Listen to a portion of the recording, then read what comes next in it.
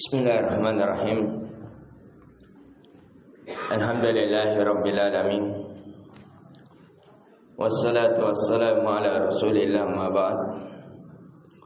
Assalamualaikum warahmatullahi wabarakatuh.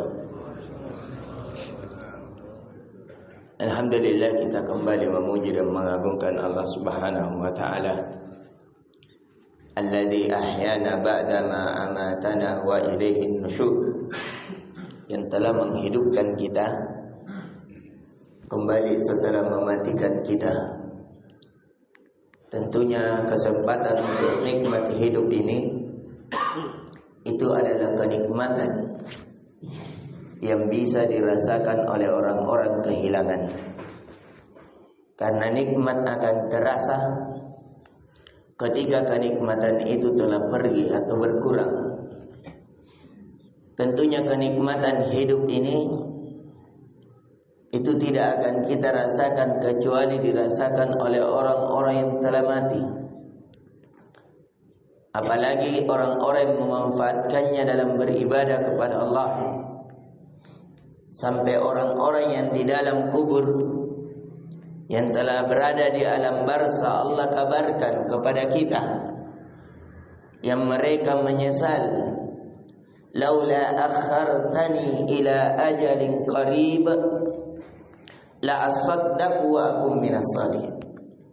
Ya Allah, seandainya engkau akhirkan sedikit waktu saja, memberikan kesempatan kepada saya akan bersedekah dan saya akan menjadi orang yang soleh. Maka pada kesempatan kali ini hendaknya kita merenungi ayat ini agar kita tidak termasuk orang-orang yang menyesal nanti ketika di alam barzakh, ketika di kubur, baru ingin melakukan kebaikan dan menjadi orang soleh. Sebelum penyesalan itu, maka marilah kita bersama-sama menambah kebaikan kita, menambah kesolehan kita, baik secara kuantitas dan kualitas. Dan di pertemuan kali ini kita melanjutkan kembali kajian kitab kita dari karya Ibnu Qayyim Al-Jauziyah, dari kitab Ad-Da' wa Dawa, tentang penyakit dan obatnya. Dan alhamdulillah kita telah memasuki dari bab min adararil ma'asi, dari bahaya-bahaya maksiat.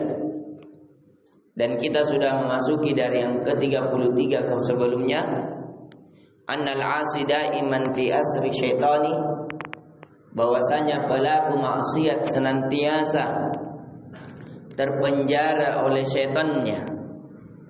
Dan di pertemuan kali ini kita memasuki yang ke-34, kata penulis, wa min 'uqubatiha, di antara akibat-akibat yang akan didapatkan oleh pelaku dosa, suqutul jahi wal manzilati wal karamati indallahi wa inda khalqi, jatuhnya kedudukan,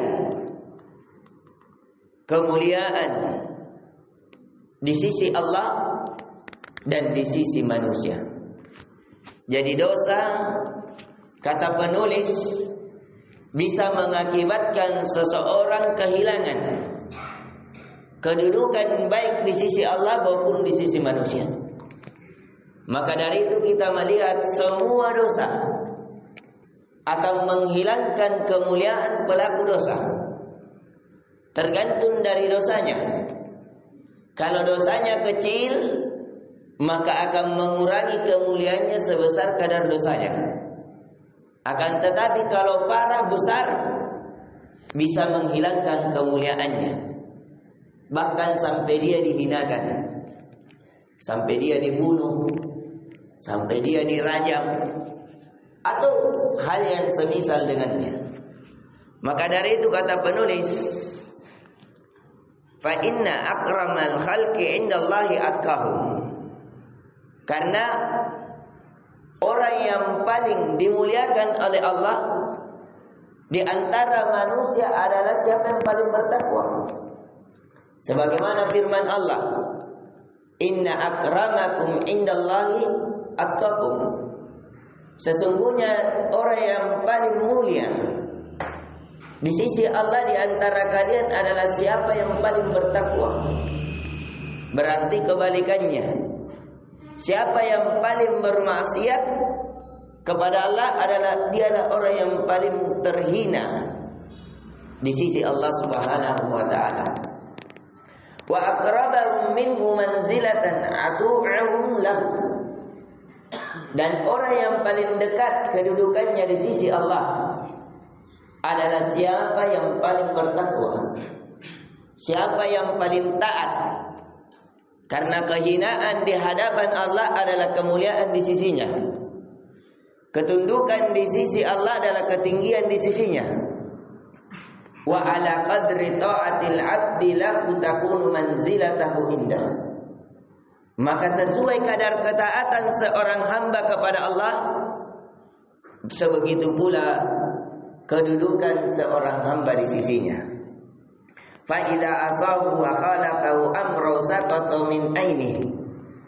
Maka barang siapa yang bermaksiat kepada Allah, menempuh jalan lain, bukan jalan ketaatan tapi jalan kemaksiatan dari perintah Allah, maka dia akan gugur, akan jatuh dari sisi di mana dia bermaksiat. Karena perintah banyak, larangan banyak, dia akan jatuh sesuai larangan yang dia lakukan. Seberapa kadar dia menjauhkan dirinya dari Allah, semakin jauh dirinya kepada Allah, semakin jauh kemuliaan itu. Semakin dalam dia jatuhkan dirinya dalam dosa, semakin dalam kehinaan yang dia akan dapatkan. Maka kata penulis bahwasanya fa asqatahu min qulubi ibadi, dan seseorang akan terjatuh ke dalam hatinya sesuai kadar dosanya. Wa idza lam yabqa lahu ja'indal khalqi wa hana alaihi. Maka ketika seseorang jikalau terlalu besar sudah dosanya, maka tidak ada yang tertinggal kemuliaan pada dirinya. Tidak ada kemuliaan yang tertinggal pada dirinya kepada manusia yang lain. Wa hana alaihi. Bahkan terkadang karena dosanya dia dihinakan. Karena dosanya dia wa amilu ala hazabi salik. Akhirnya manusia melakukan bermuamalah kepada dirinya sesuai kadar kelakuannya. Kalau kelakuan yang dia lakukan kelakuan yang hina, maka dia digauli, ditemani, dibersamai sama manusia-manusia yang menghinakan dirinya. Fa'asha bainahum aswa 'aish hamil dzikr. Maka dia akan hidup dengan kehidupan seperti itu. Saqitul qadar, dia akan terjatuh dari kemuliaan tersebut. Dan la himata lahu wa la farha lahu wa la surur. Tidak ada kemuliaan baginya, tidak ada kebahagiaan baginya, dan tidak ada ketenangan baginya. Inti pelajaran yang bisa kita petik di pertemuan subuh kali ini yang diingatkan oleh Ibnu Qayyim Al-Jauziyah rahimallahu taala, bahwasanya di antara akibat dosa bisa menjatuhkan kedudukan seseorang baik di sisi Allah maupun di sisi manusia. Maka siapa yang menginginkan kedudukan, dan setiap kita menginginkan kedudukan dunia dan kedudukan akhirat, maka ini jalannya. Bukankah kita telah menghabiskan seluruh harta kita, tenaga kita, waktu kita untuk mendapat kedudukan, untuk mendapatkan ketinggian, dan ketinggian di sisi Allah? Jalannya hanya satu, melakukan perintah Allah. Ini jalannya. Dan perintah itu ada dua, perintah melakukan dan perintah meninggalkan. Tinggalkan larangan Allah, lakukan perintah Allah, seberapa besar kadar kita melakukan perintah dan menjauhi larangan, sebegitu besar kadar kedudukan kita di sisi Allah. Ini yang bisa kita berikan. Semoga bermanfaat dari waktu yang singkat yang kita manfaatkan ini. Semoga bisa menjadi bekal-bekal terbaik kita untuk kita terus mengejar kedudukan di sisi Allah, dan teruslah kejar ketinggian di sisi Allah. Ketika Allah mencintai kita, maka Allah akan mengabarkan kepada para malaikat, inni uhibbah, sesungguhnya saya mencintai fulan. Maka dikabarkan oleh penduduk langit bahwa Allah mencintai fulan, maka malaikat Jibril pun mengabarkan kepada seluruh penduduk langit, dan penduduk langit akan mengabarkan kepada seluruh penduduk bumi. Ditanamkan di dalam hatinya cinta. Maka dari itu barang siapa yang dicintai Allah, maka dia akan dicintai oleh penduduk langit. Barang siapa yang dicintai penduduk langit, maka cinta penduduk langit akan turun ke penduduk bumi. Dan siapa yang dicintai di penduduk bumi, maka dia akan diuji dengan perintah dan larangan di sisi Allah. Ini yang bisa kita berikan. Subhanakallahumma bihamdik, asyhadu an la ilaha illa anta, astaghfiruka wa atubu ilaik. Assalamualaikum warahmatullahi wabarakatuh.